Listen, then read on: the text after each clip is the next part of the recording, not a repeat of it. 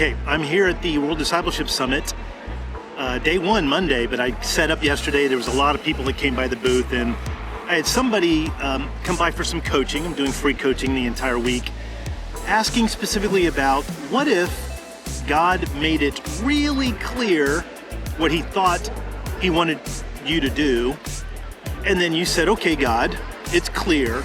I'm going to put all my time and my effort and move my resources into that, and I'm going to do it because you've made it clear. And then it doesn't work out. This was a big issue for this guy, a brother who was really struggling because this was, I think he said, the third time this happened, where it was crystal clear what was supposed to be done, and the done thing included a significant investment of time, like, for example, getting a Series 7 license as one example. So he asked me, what am I supposed to do with that? So I asked him, what is it that you can look across all three opportunities that didn't go the way that you thought they would? What can you learn from it? And almost instantly he said, it just kind of clicked for him. He's like, oh, I added this type of knowledge here, this type of knowledge there, this type of knowledge there. Now I'm better equipped to do such and such. This is the concept behind the idea there is no such thing as failure. Either you win, the W, or the L is learn, not lose. We win or we learn. So I asked him if he'd be willing to let me make one recommendation. And he was, of course, willing to do that. I got to make sure no one's walking up behind me.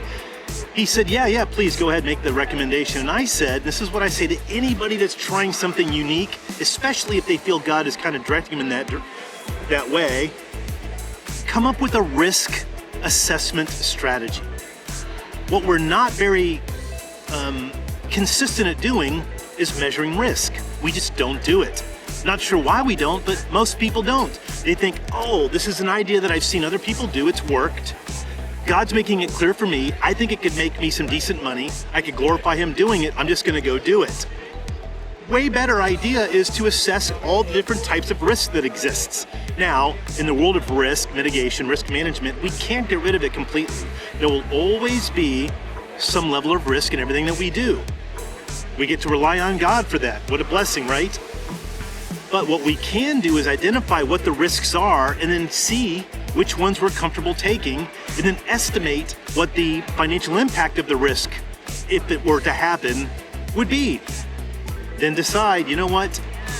Before I take a further step down this road that God's calling me to, I'm going to invest some time, research, energy, maybe even a little money to mitigate the risk of a much bigger loss of money, because it's ultimately God's. He took this, very excited about it. He's got some ideas on how to start assessing risk. I'll put a link down below. It's a risk mitigation tool, a risk management tool that I call the Action Priority Matrix. I've talked about it on this channel quite a bit, but you can download it and use it. That's one of many. Just do a search on Google.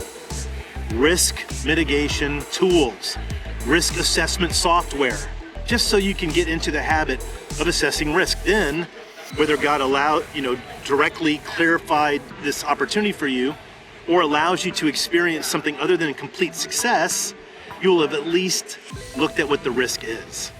Thanks for watching. Please like and subscribe for 2 new videos each week. Tell me in the comments below about your career situation, and I'll make a video for you with a shout out. You can also become a member at Motivationeer.com. Your career is not just a way to make a living, it's a way to transform the world.